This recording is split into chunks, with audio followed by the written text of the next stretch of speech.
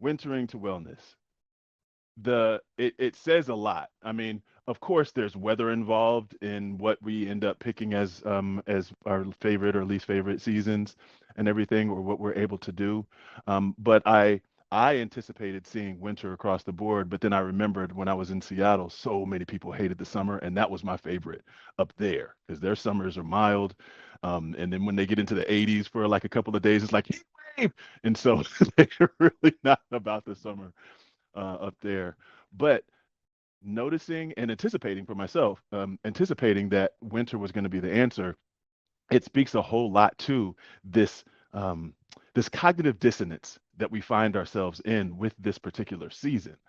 And I'm going to put over in the chat some orientation things for us, just to get into what it is that I'm thinking of. When it comes to this space, we're going to do like we did with the last one, where we had three mini processes, three mini practices that we did, and then had some questions to follow up on that, and then hear a couple of shares from y'all. So we're definitely going to do that. But just to orient you to everything that's going on, you can see at the very top, we're just this is about recognizing and shifting from the rush of a new year to the rest of an ending season. Like we have our calendar starting when all the organic creatures, especially in the cold, well, in the cold seasons, are closing up, shutting down shop, going into hibernate, slowing down, all of those things. And we're being told with our calendar time, hey, speed up, start something new, do something, make changes now, without having reflected, without having made space, without having allowed things to die. Yes, I said it. Allow things to die. We like to use rest and release and let go. Death and decomposition is winter. So when we're looking at that, I'm looking at that winter time versus season. And that's what these little three mini processes are going to offer, is like a little bit of an experience of, okay, this is what time is, and this is what season is. Our calendar based time, it starts the starting that resists ending. So instead of going from, Christmas into Christmas in the later year holidays into, all right, let's shut everything down and let's regroup and let things go and everything, so that when spring comes, we can all bloom together. We can all spring together, sprout together, and bloom together. But we resist the ending, so we don't even really have space. So when we do start, we're going to put some new things next to some old things, and the old things are going to take resources from the new things. The new things can't even really be as glorious as they could be if we would have made the space. We, in that end of the year, we're exhausting our limited resources. When it comes to these holidays, we are shelling out so much of our financial resources. We are investing, or we are paying so much of our personal energetic resources and of time, of space, to the spectacle of these holidays. And so we're giving away resources that we could be reserving for ourselves and for the winter to come. And then we're also talking about accelerating effort and pace. It's like go faster, just like I said, go faster, start something new, and everything like that. Instead of going to that weather-based season, the winter season, we're ending, and it assists our beginning. The endings, if we even think about a tree, the trees that whose leaves fall, those leaves are food for the roots to then feed that tree to grow even better. And when it comes to the spring, and so we can also allow things to pass so that it can be integrated into us. And then we can use that for new thoughts, new actions, new choices, new perspectives. We can, if you look at all the creatures and the plants, when winter comes, they're reserving their limited resources, hiding away pecans. I'm down here in Texas and watching these squirrels hide away pecans is a glorious thing to see. And everything else is reserving. Trees are pulling away their resources from the branches down to the roots, so that that can at least survive the winter. And in that going to sleep, we're decelerating our effort, decelerating our pace. And so we have this cognitive dissonance, as I said, between winter time and winter season. And so as I haven't really necessarily enjoyed this season, I do recognize as I try to shift my life, and me and my partner are shifting our lives from calendar time to seasonal time, the appreciation for the season, even though my body is not necessarily on board yet, for what each one of the seasons brings, um, it gives me a kind of an embrace. It's almost like a coming home. It pretty much is a coming home from being separated from the rhythms, the natural rhythms that are available to us in our seasons, and even in the day, the season of a day, the seasons of our own biorhythms and ecosystemic rhythms. We get robbed of a whole lot when we're not plugged in. And so this is all about getting a sense of what we're in now and then what we can be moving toward. Do you have any thoughts about that, Denard? Don't get me started. First and foremost, I just want to slap myself in the face to say that I forgot about the spring. Right, I see a bunch of people in the chat saying about the spring, Hmm. but my main thought, man, that comes out is he's right. Like I love how you position like calendar based time, and if you really think about it, like a lot of what you described. Now, I was just talking about this with Olda, my purpose mate, my wife, in terms of like we're trying to literally a lot of even my clients, they're really trying to make through right now with the little that they have. And even think about it, even bro, even like tax season. Like some people be like, man, I gotta wait for that tax. Hmm. You get what I'm saying? And so it's like we don't recognize that that cycle is even showing us how we're riding. I say this all the time, like we're literally riding past E right now and trying to replenish because we were going on like calendar time, Hmm. right? And so that takes us out of alignment with what you're saying too, with the season and the world that's in us, the inner landscape and the landscape of the world that's around us, man. And so I love what you're positioning here is just because immediately when I saw it, I'm like, man, this is true. But I like what you're saying because at the end of the day, once we can slow it down and repace it, we're actually recycling everything. And I like what you said with the assisting the beginning. It reminds me of graduation. That's the last thing that came to my mind is when at the end they said it's the commencement, right? It's actually the end is the beginning, Hmm. right? And if we can take all that in that moment, then really we can embrace the seasons no matter how harsh it feels. Yeah. Yeah. And that harshness of the harshness of how it feels is a part of the experience, and it's a part Mhm. of the healing. It's a part of the growth. It's a part of the learning. It's just it's the necessary part. If we're not feeling it, we're I won't say we're doing something wrong, but I will say that we're missing something. Yeah. And bro, you're hitting on something big right now. It also means, like Pedro Gutama says, it's the argument of being alive. If you can experience the harshness, if you can embrace everything in between, after, and during, it actually means that if I assist the things to die in my life, that means that I'm also living. Hmm. Wow. Yes. Yeah. Right. I'm gonna throw another thing over in the chat just to give us a little bit more uh, orientation to what it is that we're going to be up to.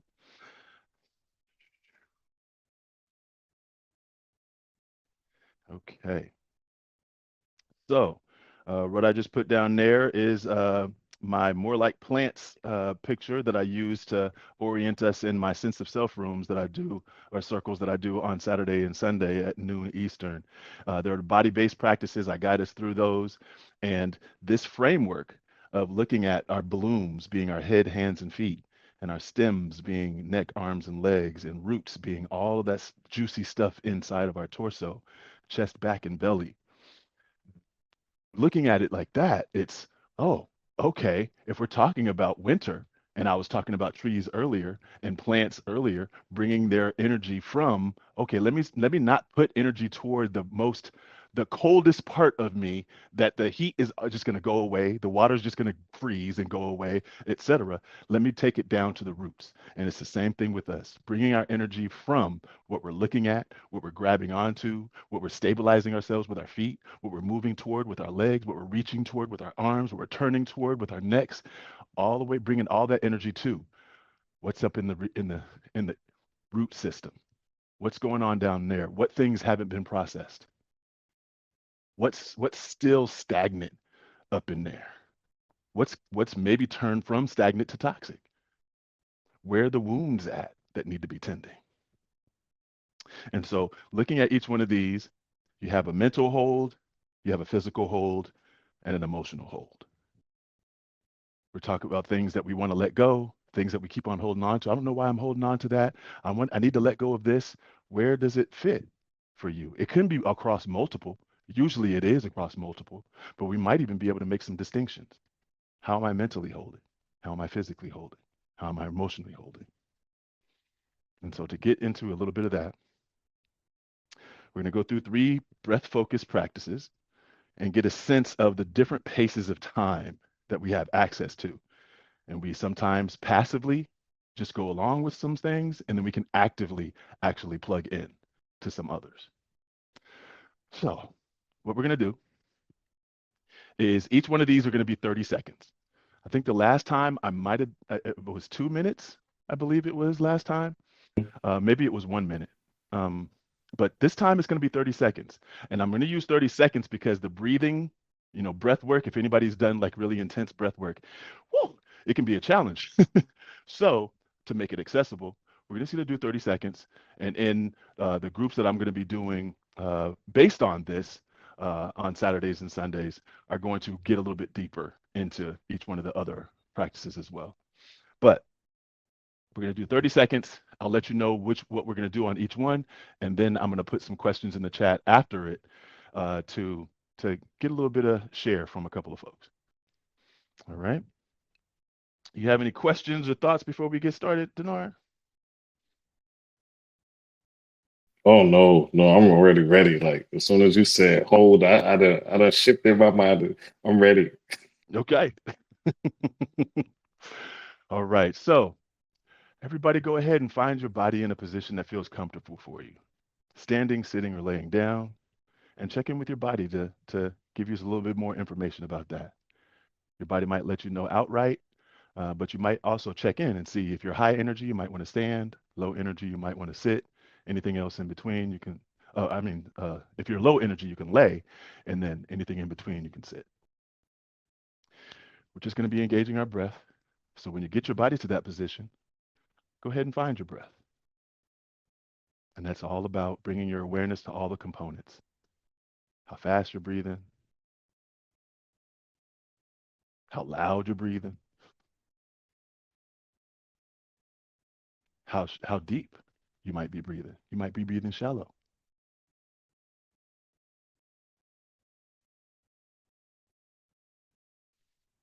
Okay, so for this very first one, you're going to be with that breath, and you're just going to keep it where it is. You're not going to change it. You're not going to deepen or slow or pause. You're just going to use your regular breath. And then what I'm going to do is I'm going to count the 30 seconds. I'm just going to count the 30 seconds, but your only role here is just to pay attention to your breath. Don't let me pull you out of it. Don't let anything else pull you out of it. You just stay with that breath. Right. Let me put my clock on for 30 seconds. Actually, let's go to stopwatch. That's better. Okay. So you're in your breath, regular breath, paying attention to all the components, because being with your breath roots you in the present, because we can't breathe in the past or the future. So be with that breath and be with the present. All right, here we go. 1, 2, 3, 4, 5, 6, 7, 8, 9, 10, 11, 12, 13, 14, 15, 16, 17, 18, 19, 20, 21, 22, 23, 24, 25, 26, 27, 28, 29, 30. Everybody deep breath in and a pause at the bottom. Slow breath out and a pause at the top.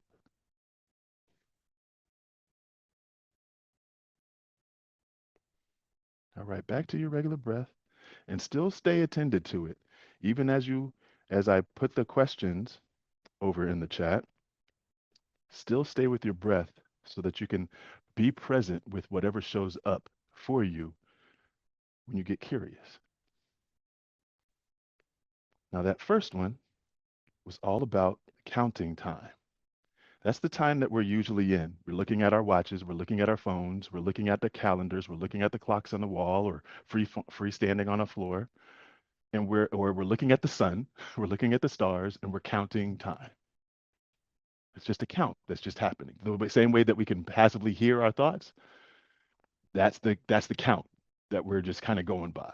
Oh, I have a sense of what an hour is, so if it's just an hour, I got to make sure to get things done in that time. And so the questions I have here: what do you think about in excess without acting on it? And I have there actively think versus passively hear, because there's a way that our thoughts can happen that are more like wounds speaking than us actively thinking about something. It's like the language of pain for our bodies is like for our minds, it's like negative thoughts or just thoughts that we can hear. So, what do you actively think about in excess without acting on it? And then, what do you absorb in excess that feeds into what you think about? Things like shows, apps, social medias, music, whatever it is that you're paying attention to. Mentally, your mental hold, you're paying attention to something. So these questions are all about what you hold and how you feed that holding. And that's what the theme is going to be for each one of these. What are you holding and how do you feed that? Because when we're talking about winter, it's hard to hold on to something when you don't have any energy to actually clench. So if you pull that energy away, you pull that resource away, there's a release and there's a letting go that can happen.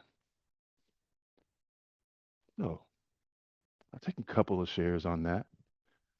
What do you think about in excess without acting on it?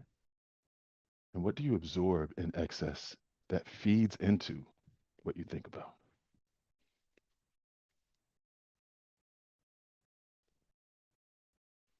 Did anything come up for you in that, Dinar? Oh yeah. Uh, I heard something actively and I heard something passively, but what I think about in excess is two things came up: purpose and personal. Like how can Denard be better, right? And you can fill in roles or whatever it is, and what I've learned recently that I absorb it through like personal development apps. So I'm very much on and absorbing a lot of personal development stuff in excess right now. Thank you. You're welcome. All right. We have Don and Gail. We'll have those two be our shares until before we move on to our next process. Don, go ahead.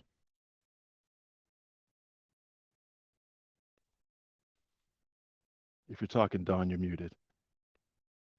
No, I just closed the app on accident. Oh, I had my hand up and I was like, maybe I don't have anything poignant to say. A lot of what Denard said resonates with me. Thinking about in excess without acting on it is anger. I'm not expressing it towards a particular person, so it's ruminating inside of me, resonating, and I'm, obsessed with it and it's all encompassing. And then what am I absorbing in excess? All of the things that I do to try to distract those emotions that I'm feeling that are so strong. And, I get kind of obsessive with things. I found a new app, like Denard said. I recently downloaded another one. I have 3 different guided breathing meditation chakra apps on my phone to try to better myself and calm that anger. So I use those quite often, and also little things like IQ tests. There's another app for that. So that's it. Mm. Nothing extremely important, but that's my little share. Thank you. Nothing extremely important. How dare you? I Don't do know. that. I'm sorry. I'm God, so sorry. we don't do that. I knew you were gonna get after me right when words came out of my mouth. I'm Girl. sorry. I'm not sorry. I'm sorry for saying I'm sorry. Dang it. All right, Mike. Thank you, Appreciate you. Don. Thanks for hosting us, Denard. Thank you so much. Yeah, I will not. And people in this circle know. In my circles, I do not take self-slander. I do not take that. How dare you? All right, Gail. Yeah, I love your guided imageries. Mike, I love your classes with me. The whole time spent, you know, loving, going deep. Anyway, what came up for me is something that came up for me earlier today, too. I think I'm on to something. I did a Kundalini yoga class this morning, virtual, and I noticed that my tendency is to want to do whatever the teacher is saying to do, even if it's hurting my body or doing Mm, a little too much, stretching or pushing too yep. hard. And so when you were saying, don't listen to me, don't let me pull you out of what you're doing, which is following your own breath, I had the same experience of focusing on you and then pulling back to my breath. Mm, So I really think that for me, and maybe for all of us, the tendency to get pulled out of our own selves is part of the problem. To get sucked, pulled out by other people's expectations, wants, mm-hmm. needs, demands is really a big problem. And staying close to the chest, close to my own guidance and experience is my work. Mm-hmm. You know what I mean? Even if it isn't popular, even if it isn't something that is being told to me from outside, that's the right thing to do. I need to stay close to my own inner wisdom, my own inner guidance. Yeah. Yeah, Yeah. so thanks so much. That was Mm-hmm. fun. Thank you. Yeah. Thank you, Gail.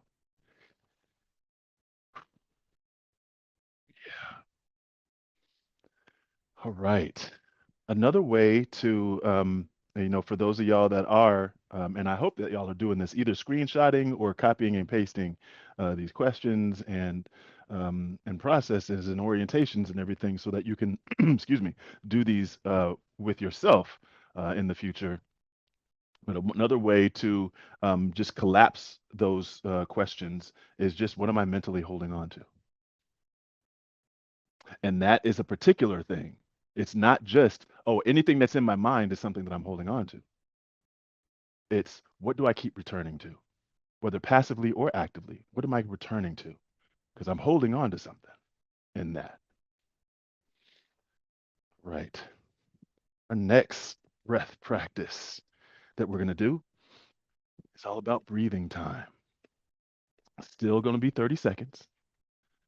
This time, you're going to be shifting your breath from inhale to exhale with each second.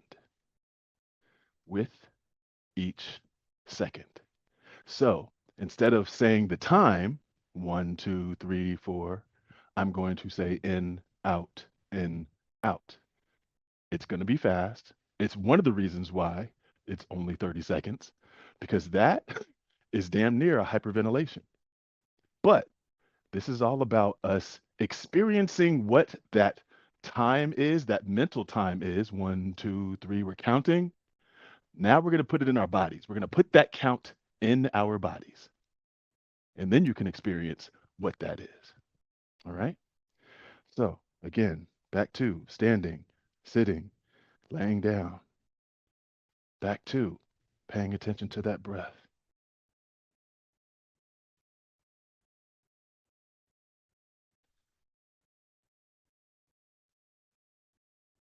And to get started, what I'm going to do is I'm going to have, and I'll prompt this, but I'm going to have everybody breathe in so that you have air, and then we'll go from there. Because the last thing you want to be doing is running out and then, quote unquote, falling asleep. We don't need that. So, everybody, deep breath in and a pause at the bottom. And out, in, out, in, out, in, out, in, out, in, out, in, out, in, out, in, out, in, out, in, out, in, out, in, out, in, out, in, out, and in. That's 30. And that is time in your body. That's feeling that. That's 30 seconds of all the seconds that happen in an hour, all the seconds that happen in a day, all the seconds that happen in a 24-hour period. That counting time gets into the body for that breathing time. Now, putting it in your body, I have some questions oriented to that. For physical hold, what activity do you do in excess for you to stay busy? Work, exercise, going out, etc. And what do you ingest in excess to do that activity? Coffee, sugar, cigarettes, etc. I'm gonna go ahead and put my hand up because sugar's my bugaboo. Ooh, that thing haunts me. And I've done quite a few fasts of sugar in the last year, and they're always tough. That first week, oh, you can throw that week away. Get away from me. And at the same time, I have to be present for it. I have to be present for it so that I can feel the consequences of ingesting all of that, just so I can have energy to do something. Just so I can not feel a certain bad feeling. So that's a way that I feed this other thing. All right. We have Chris sitting there. Go ahead, Chris. And Don, your hand's still up. I'm not sure if you were holding it there because you wanted to have a permanent place to say something, but just letting you know. Go ahead, Chris.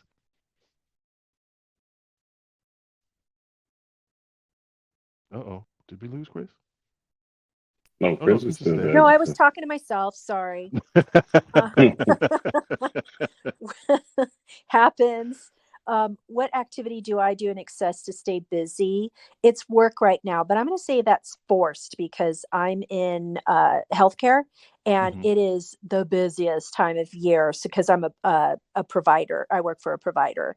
So that's kind of, a little bit forced on me. If I were to say, right now, it's packing because I'm going to have to get out of my marital home at some point. So I'm just being prepared. And sometimes it's a bit much. So I try to just, breathe, MiiK. And I was going to say, like, three of my favorite counselors are in this room, but I think Tina left. So, but, but thanks for this beautiful space.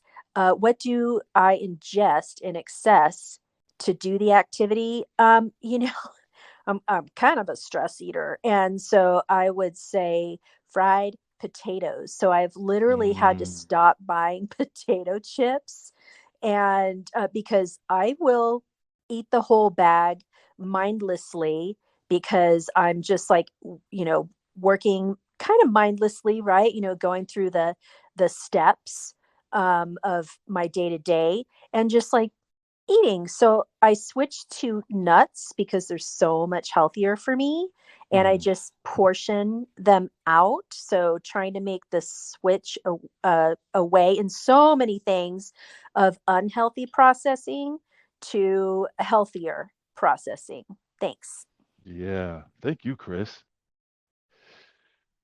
And I see also, I see over in the chat, someone was mentioning sleep, if sleep counted, and sleep is definitely something. And I'll say for in terms of this particular container and this what I'm offering here, it's this especially with the physical hold, it's more about what you're ingesting and basically mental and physical. What are you feeding your mind? What are you feeding your body to fuel this holding on?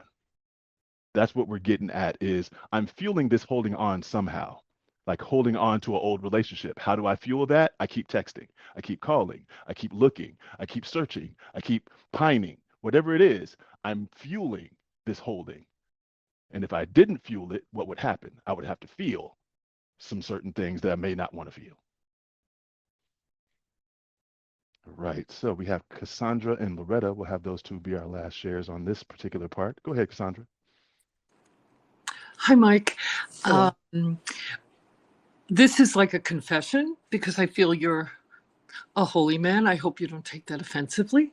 I don't. But I have, yeah, thank you for not. I was taking a year-long, I was training to be a Kundalini yoga teacher, and I was doing the practice really heavily, breathing practice. It was like 4 o'clock in the morning, we had to be there. And I did this for a year. And then suddenly everything that was in the root that I didn't even, I thought it was done. I thought I processed it all. It Hmm. all came out, and not only internally, but then externally, everything got really wonky. This was, right before, then the COVID thing Hmm. started right after I finished, and I'm afraid to breathe now. So this is a confession. I'm like addicted to these crazy jewel things, and it's like so ridiculous. It's my last vice, but I know it's gonna take me down. And this was the first time I engaged in breath work because I'm afraid of what it's going to do to me Yeah. and to my, like, everything exploded in my family, my life, the world. It was just bizarre. And but I'm getting back. Oh my God. I'm going to be completely new in the spring. And thank you, Mm. because you guys are absolutely such a gift. I can't begin to tell you. I haven't spoken to anyone in years about this. Thank you so much for being here. Mm. Yeah, you're definitely welcome. And thank you. Thank you for sharing that confession. That's a hard one to bring out in front of folks where it's like, hey, I've done some stuff and then it scared the shit out of me, so I don't do it no more. And it's like, you know what? Guilty also. Guilty also.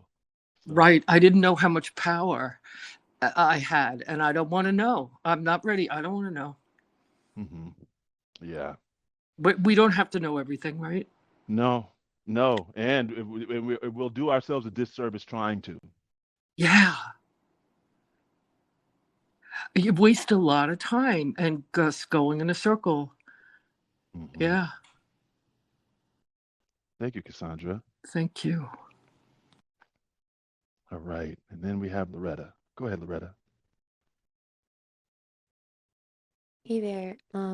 Yeah, I really like this question. Yeah, so something that I've been doing is an activity. I don't know if this is an activity, it might be. I've just been like playing like a video game. I played this game, like it's called The Legend of Zelda, like Breath of the Wild. And it's an open world game on the Switch, and I used it to like rehab my hand, and I have another hand injury, and it's been helping, but like it's also like something that I played I just like I didn't know like I was so connected to it. So I just played it during different times in my life and like now I'm playing it and I feel like I'm getting back to myself. And that helps a lot. Mm-hmm. And something else that I've been doing is I like also was like addicted to potato chips. Something that I found were plantain chips. Mm-hmm. Those are really good. And then it's just I like had those and I haven't had potato chips in my house. Like I've been trying to like eat healthier and just like have like more foods that like kind of satiate that desire, like crackers, like or like I don't know, like rosemary crackers, like almond crackers or something. And Mm-hmm. sometimes it helps, but it's something that like I think it's the stress and like that the ultra processed foods that for me like it may be something from like childhood, but it's something that just gives me that dopamine and like it's hard to replace it, but it's Right. something that I'm working on. So yeah, thank you. Yeah. Mm-hmm. Thank you. And the trick for winter season is, what if you didn't replace it? Then what? It's like, oh, I don't know if I want that question. I'm recoiling from the question myself, and I'm the one that asked it. Like, shit. Oh, okay. Um, Denard, anything you want to Yo, input before we go to the last one? no, man. No, I definitely love everything that's happening, man. I'm monitoring the chat. People are resonating. People are, as Cassandra said, people are confessing. I love it, man. So no, I have nothing to add, but thank you, man. Okay, cool. All right. So our last, our last, I just saw Rebecca's in the chat. Um, so our last one is about feeling time. So we went from counting time, where I was counting, to breathing time, where we exhaled and inhaled with the actual seconds ticking. And now we're going to feel time. It's still going to be 30 seconds. And I'm just going to go ahead and guide you through this one rather than telling you what's going to happen so that your mind has something that you want. Well, let your mind be a little bit curious and just be with the breath. All right. So, body back into that position, standing, sitting, laying down, and finding that breath. That in, that out. How shallow or deep is that breath? How warm or cold is that breath?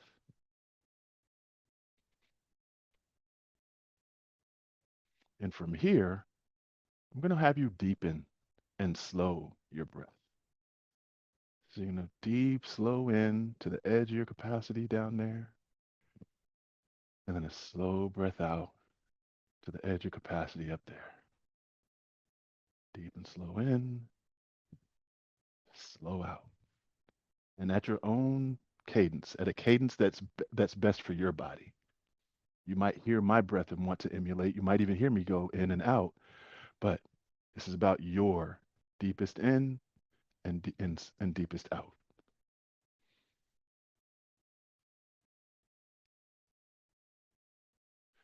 Okay.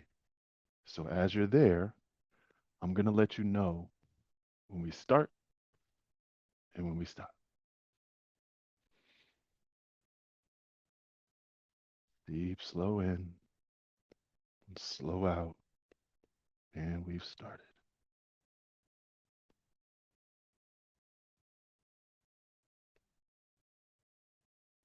Staying with your attention on your breath, noticing your body moving,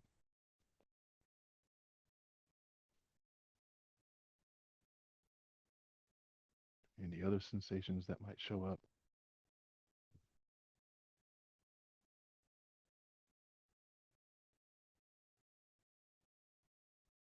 And time. Everybody, deep breath in, pause at the bottom, and a slow breath out, pause at the top.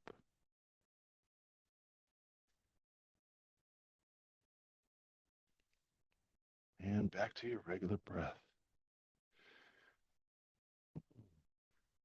And that was our feeling time. It's 30 seconds, the same 30 seconds that we had before. And you may have had just a little bit of a different experience than those first two. Feeling the gap in time. When I talk about slowing down being about shifting our relationship to time. That's what I mean. We go from that breathing time where we're breathing in and out every second to just breathing and allowing time to pass. There's so much of those little bitty spaces in between seconds and of seconds that we get to experience. So, over in the chat, put some questions about emotional holding.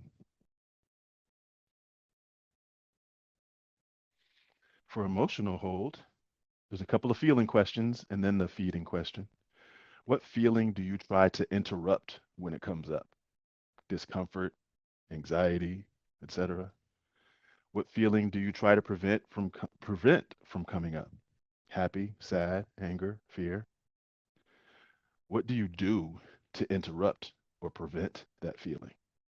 Self-talk, binge, text or call someone, something just to get away from the feeling, prevent the feeling, interrupt the feeling. I can't feel this. I got to do something.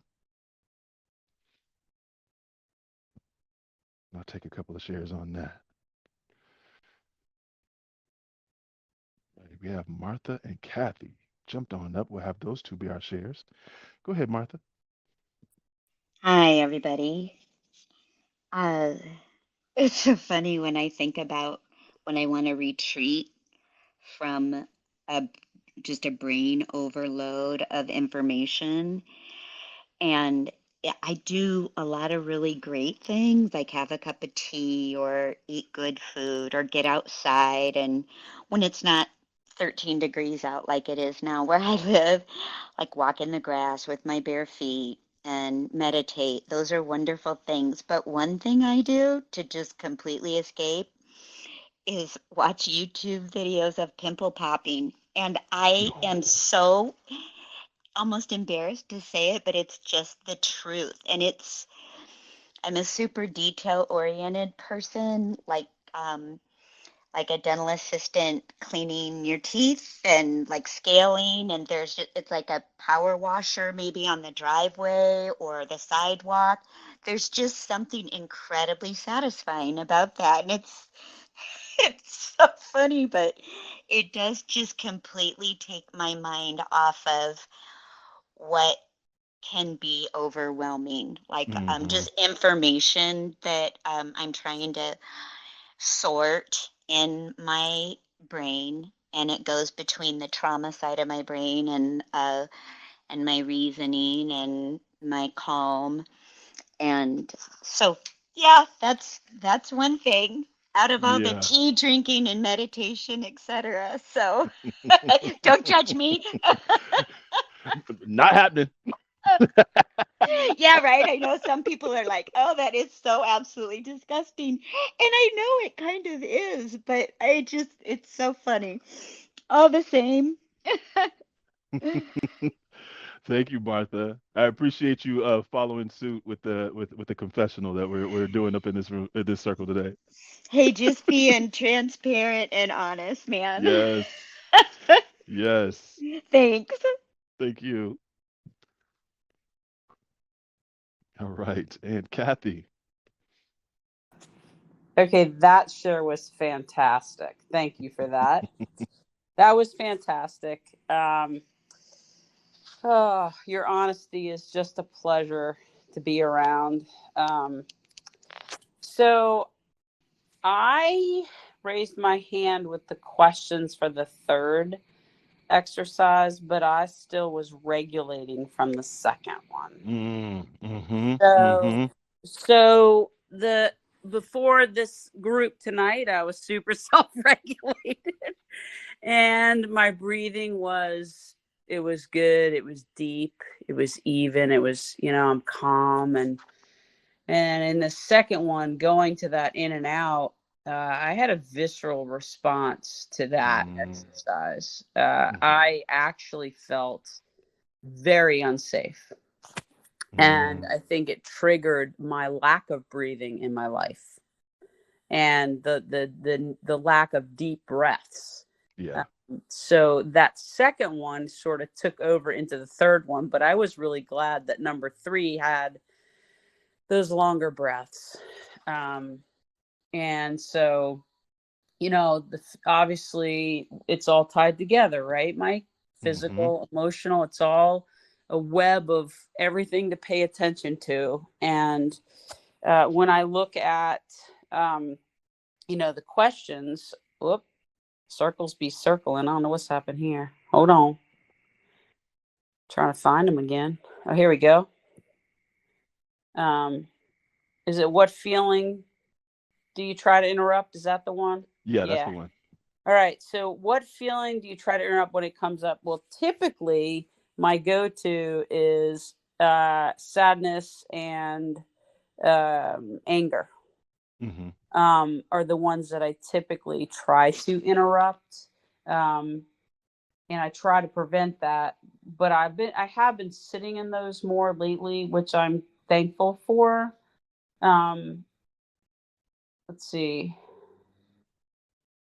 What feeling do you try to prevent from the same thing? Sometimes anger and sadness. And now that I'm sitting in those emotions more, and not trying to prevent or interrupt them, I'm realizing how much I did prevent and interrupt through anything possible. Anything. It could be busyness is a big one for me. Being a doer, getting it Mm-hmm. done, Mm-hmm. moving around, not paying attention to body or mind or emotions or any of it. Just get it done. Clean the house. Hey, my house is really clean, man. My house is super clean. And I am thankful that I am paying attention and breathing deeper, because I did not like that second one. Mm-hmm. I did Mm-hmm. not like that. And next time we do that, I am saying, nope, not today. I hear you. I hear you. Thank you, Kathy. Whew, yeah, that second one, and I appreciate you sharing about it too, because I hear it so much where, folks are saying, "Oh, I forget to breathe," or "Oh, you when you said breathe, I was holding my breath," and so many of us, breathe that shallow breath in the top part of our lungs and not really bringing a whole bunch of the most valuable resource that we have into ourselves as deeply as we need to bring that. And so to give you the experience of something that you're already doing, just in a shortened and a more intense way, is like, oh, this is what I'm doing. Okay, let me not do that anymore. It's giving that experience so that you can feel what you're actually doing. So, woo, I appreciate you sharing that. Thank you, Kathy. All right. And so, in our final little minutes, we'll hear a little bit from Denard. And I'm going to post over in the chat. I have a off circles practice group that I'm doing that is taking this and um, going over a course of a month. And so what we're looking at in that is going through the week of not feeding, of doing a fast slash diet on something that we do in excess. Hey, I've been meaning to, stop drinking so much coffee. I've been meaning to get away from chocolate. I've been meaning to stop scrolling so much on social media. Okay, here's an opportunity for at least a week to just do that, try it, and then be in the experience of it.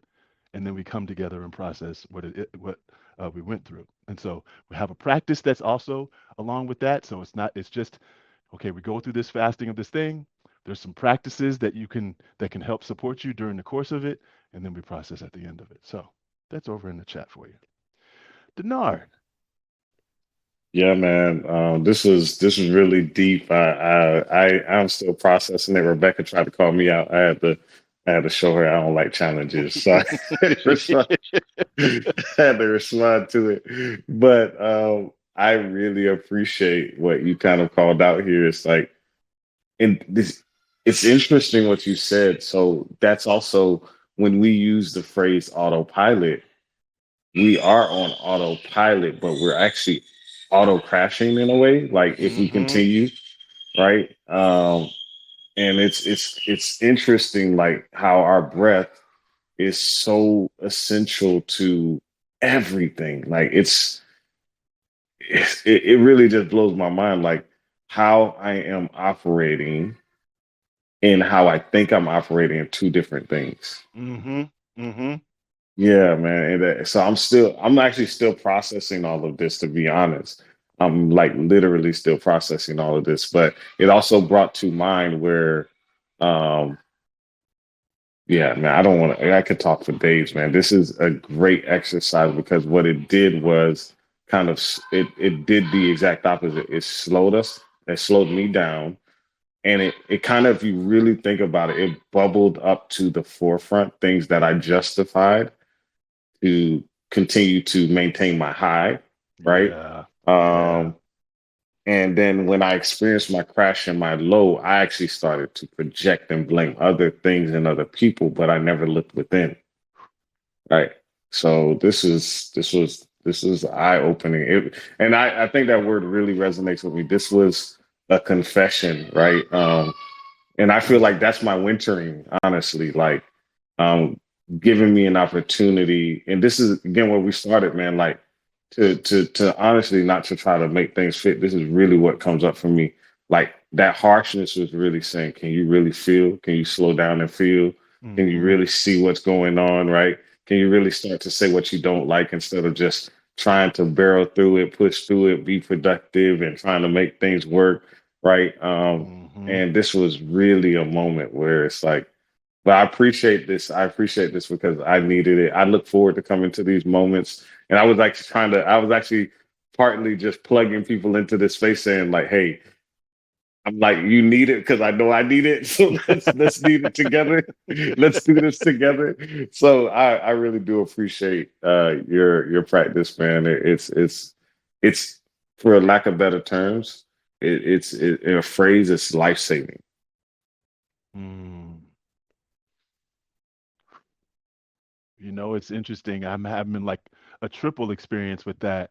I at the same time um, don't, uh, or maybe even it's resist. Yeah, I resist allowing that in, but I Mm, also recognize how real that is, and I feel honored to be a person that channels stuff like this. So it's like yeah. it's wild to have that life saving for real. Thank you, Denard. All right. With that, y'all, that's the end of our time. Look at us being like right here, tight in the hour, 30-second practices that can dysregulate or regulate us. It's right there for us. So hopefully, y'all take this, y'all ask yourself these questions, and you give yourself some time to release what it is that you're holding on to. And that involves not feeding it. So taking away that resource and investing it somewhere else, and then just dealing with the consequences. The part of the confessional that is the most powerful part is feeling the consequence of what it is that you're speaking to, or what it is that you're expressing, or what it is that you're opening yourself to. So, how neglectful have you been? How dismissive have you been to you? That's waiting for you on the other side of feeding yourself away from it. May all of us be with our consequences and come to the spring in an open space in a healthy way so that we can shoot up to the sky with what we got available for us.